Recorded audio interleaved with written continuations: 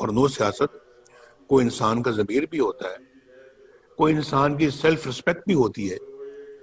آج تو ہم انگریزوں کی غلامی سے نکل کر آپ اپنوں کی غلامی میں آ گئے ہیں. ہم کوئی فری سٹیزن تو نہیں ہیں آج. آپ پوچھیں اپنے آپ سے، آپ ہیں؟ پوچھیں، ذرا پوچھ کے دیکھیں آپ. جس پارلیمنٹ کے ممبر ہم بنے ہوئے ہیں وہ پارلیمنٹ کتنی خود مختار ہے. مجھے لوگوں سے پتہ لگتا رہتا ہے کہ وہاں اس پارلیمنٹ کو کوئی اور چلا رہا ہے.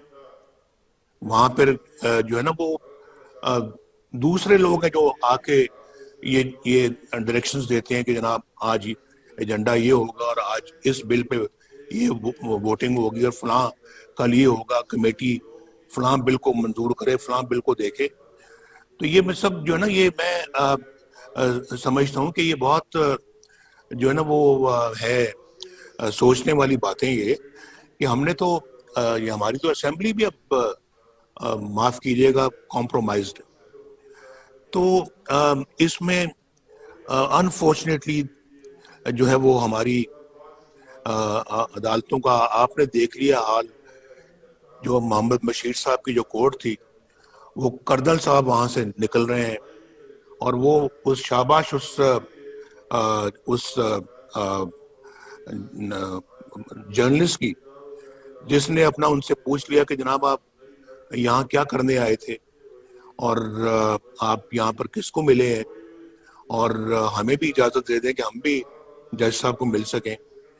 اور وہ کتاب سے وہ منہ چھپا رہا ہے اپنا. کیا ضرورت تھی چھپانے کی؟ اگر دل میں چور نہیں تھا، دل میں چور تھا تو منہ چھپایا نا. بات کرنے کی، جواب دینے کی ہمت نہیں تھی کیونکہ سوال صحیح پوچھے جا رہے تھے. تو اس طرح سے جو کیا یہ پھر صحیح ہے؟ اور پھر جو ہے وہ میں کیا یاد کراؤں اب، جو یہ ملک ارشد صاحب لے کے گئے ہیں، جو کہہ گئے ہیں، ایڈمٹ کر گئے ہیں کہ میں نے انڈر پریشر جو ہے نا یہ فیصلہ سنایا ہے. اور وہ فیصلہ تو اپنی جگہ پہ ابھی اس جج کو تو فارغ کر دیا ہے، وہ ڈسمس ہو گیا ہے، فیصلہ برقرار ہے، الٹی گنگا بہ رہی. اور اسی فیصلے پہ میری بیل کا مسئلہ اٹکا ہوا ہے، اندازہ کیجئے آپ. اور میری بیل بھی اسی یعنی کہ جو جج ڈسمس ہو گیا ہے، جس کے بارے میں سینئر جوڈیشری نے یہ کہا تھا کہ ہمارے سر شرم سے جھک گئے ہیں اس بندے کا جو کردار ہے. تو اسی بندے کا فیصلہ قائم ہے، لیکن وہ بندہ جا چکا ہے کیونکہ اس کو سزا ہو گئی ہے اور فیصلہ ہمارے سر پہ ابھی تک لٹک رہا ہے. تو میں آپ سے یہ کہنا چاہتا ہوں کہ یہ عوام کو مہنگائی سے جو کچل دیا ہے، کیا یہ صحیح ہے؟ اور اس کے بعد یہ میں اس معاملے میں بالکل جو ہے وہ یہ رائے رکھتا ہوں کہ سابقہ جو آپ کی اپنا جو ڈی جی آئی سے ہی تھے ظہیر الاسلام صاحب، انہوں نے کیا کیا آپ کو تو معلوم ہی اچھی طرح سے کہ انہوں نے جناب کہا کہ جی نواز شریف صاحب آپ استعفیٰ دے دیں، پیغام بھیجا اور آپ گھر چلے جائیں. اور یہ دھرنوں کے دوران کی بات ہے، دھرنوں کی اس پیریڈ کی بات ہے کہ جی I should step down and go home. تو یہ مجھے بتائیں یہ صحیح ہے؟ مجھے آ کے یہ پیغام ملتا ہے in the middle of the night. تو اور ساتھ میں یہ بھی کہ جی اگر آپ نہیں کریں گے تو پھر نتائج بھگتنے پڑیں گے، ماشاءاللہ بھی لگ جائے گا. تو میں نے کہا کہ اچھا بھی جو ہونا ہے وہ ہو جائے، آپ نے جو کرنا ہے وہ کر لیں، لیکن میں اس طرح سے سٹیپ ڈاؤن کرنے والا نہیں ہوں، میں استعفیٰ نہیں دوں گا. تو مجھے آپ بتائیے، ذرا سوچے کہ پھر یہ سب صحیح؟ اور پھر اس معاملے میں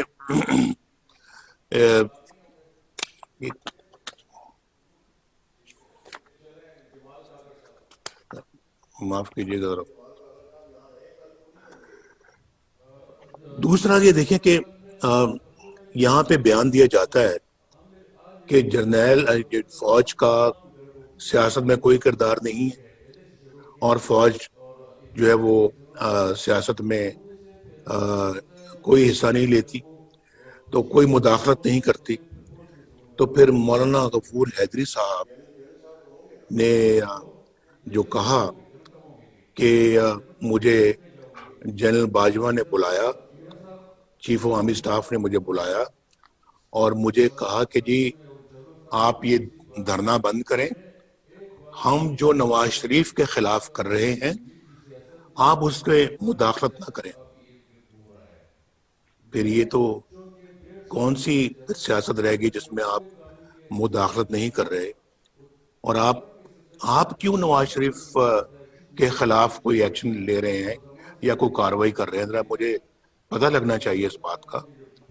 تو کیوں کر رہے ہیں؟ آپ کا تو یہ کام ہی نہیں ہے، آپ کا تو یہ پیشہ ہی نہیں ہے.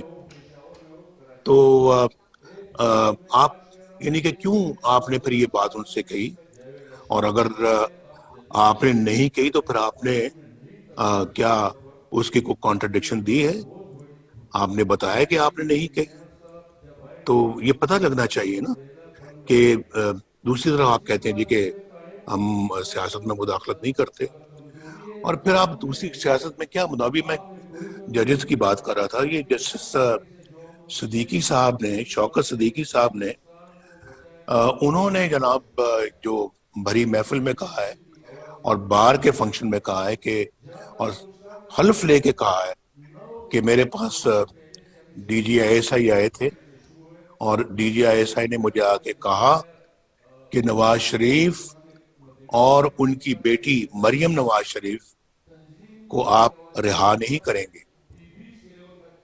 کیونکہ اگر آپ نے ایسا کر دیا تو ہماری تو پھر 2 سال کی محنت ضائع ہو جائے گی.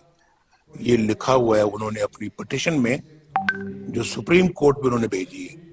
میں نے اپنی آنکھوں سے پڑھی، اور یہ میں نے اپنی آنکھوں سے کوٹ لکھپت جیل کے اندر اس کو اچھی طرح سے پڑھا تھا، ریکارڈ کر لیا تھا، لیکن بات آج تک نہیں ہوئی. بات کرنے کا موقع اب مل رہا ہے.